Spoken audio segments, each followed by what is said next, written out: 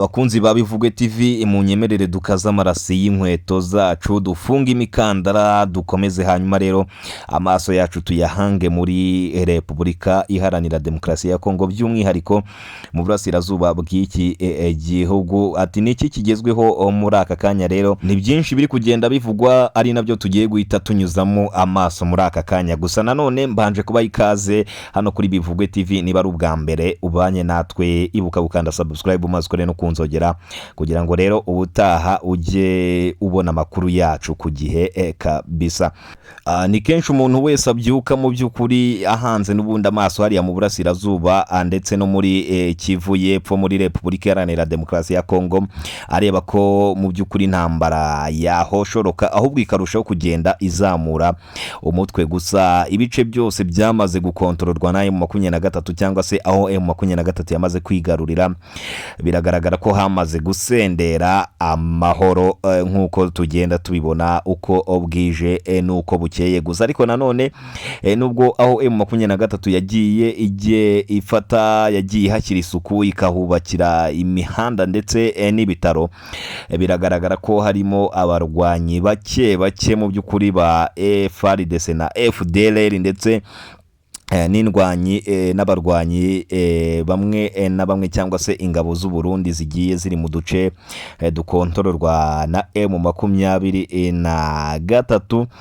Akaba rero hari inkuru yatugezeho ivuga ko ingabo zimwe na zimwe z'u Burundi mu by'ukuri ziri mu butumwa bw'akazi hariya muri Repubulika Iharanira Demokarasi ya Kongo, ziri kugenda mu kazi mu gitondo, hanyuma rero bwamara gucya bagahita bifatira agatama cyangwa se irya mukuru, bityo rero bakajya mu kazi bamaze gusinda cyangwa se bamaze guta umurongo, bityo rero bagahita batanga amakuru neza. Ibintu byakomeje kunengwa na Perezida w'u Burundi Evariste Ndayishimiye mu by'ukuri nawe udahwema gushyira n'ubundi ingabo hano mu burasirazuba bwa Kongo uko bwije n'uko bukiye kugira ngo mu by'ukuri zibashe kurwanirira gufatana n'ingabo za FARDC maze bahashye umutwe wa M23. Ariko M23 nayo yanze gukura ibirindira ahangaha, biragaragara ko n'ubundi yamaze kuhafata neza cyane kandi nta kintu na kimwe cyatuma mu by'ukuri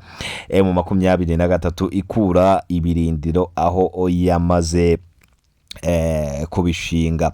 Unabizi ko M23 ntago ari ubwa mbere yagerageza gufata ibice bimwe na bimwe hano mu burasirazuba ndetse no muri Kivu y'Epfo muri Democratic Republic of Congo. Mu by'ukuri rero M23 sigo bwa mbere yabigerageza, kuko hari n'ikindi gihe M23 yigeze kugerageza gufata ahantu, nuko rero ku bufatanye na Leta Zunze Ubumwe za Amerika RDC basha gukuramo uyu mutwe wa M23. Ariko mu by'ukuri bakomeje kubona babuzwa uburenganzira bwabo muri iki gihugu cya Kongo, nibwo bongeye gushorayo intambara mu by'ukuri, kandi henshi bamaze kuhigarurira. Ubu hari mu biganza bya M23 bidasubirwaho na gato. Mu bice bya Uvira, mu bice bya Masisi ndetse n'ahandi nka za Rubero, hari ubwo umuntu abyuka mu gitondo akumva hari kuvugamo amasasu, ariko nubwo bavugamo amasasu ntago ari amasasu menshi, mu by'ukuri ni isasu rimwe wumva. Habyumvikane ko rero abasirikare ba FARDC mu by'ukuri bagerageza kongera kurasaho gato cyane ku mutwe wa M23, ariko bikagaragara ko M23 nayo iba iri tayari mu bice byose yamaze gufata. Ni mu gihe ingabo za FARDC mu by'ukuri zirwana zihunga aho kurwana zisatira M23, bikagaragara ko FARDC rero n'ibikoresho byazo bagenda babita ahubwo bagahunga umwanzi bahanganye nawe ari we M23 mu by'ukuri. Inkuru rero yadutungo yari nayo turiho kwibandaho muri aka kanya ni uburyo ingabo za FARDC ndetse n'ingabo z'u Burundi bari kugenda bifatira agatama cyangwa se ibyo twakita irya mukuru, hanyuma rero bagasinda, bityo bamwe na bamwe ibikoresho bakanibagirwa aho babitaye.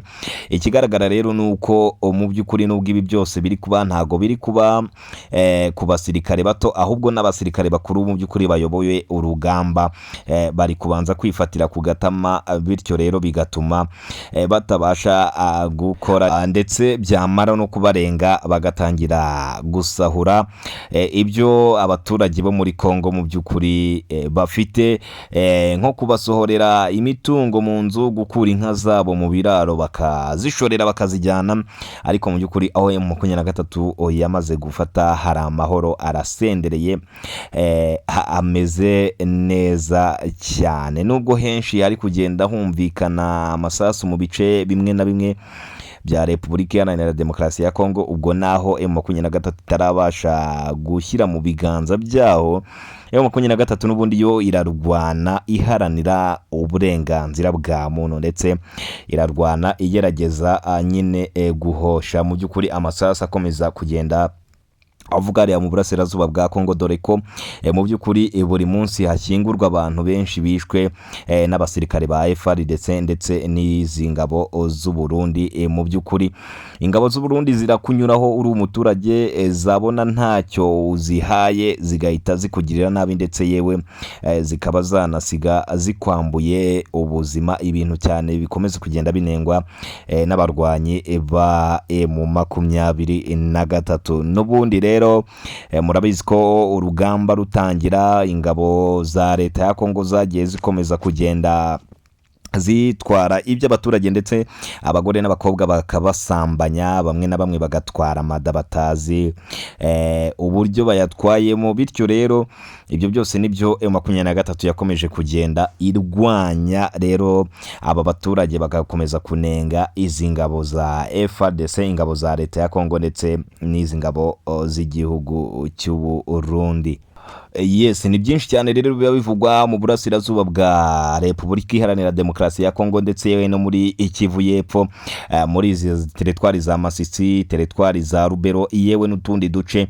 Ni byinshi bikomeza kugenda bivugwa. Mu by'ukuri abaturage benshi bakomeje kugenda bagaragaza ko ingabo zimwe na zimwe za leta zibanyuraho zikabatwara utwabo, ibintu bigayitse cyane kuri izi ngabo za FARDC ndetse n'abandi bacanshuro, dore ko yewe muri Repubulika Iharanira Demokarasi ya Kongo habarirwamo imitwe y'iterabwoba myinshi itandukanye. 5 kuri 5 turajya tubagezaho n'ubundi amakuru araba agezweho. Wibuke gukanda subscribe kabisa kugira ngo utazajya ucikanwa n'amakuru yose atambuka hano kuri Ibivugwe TV.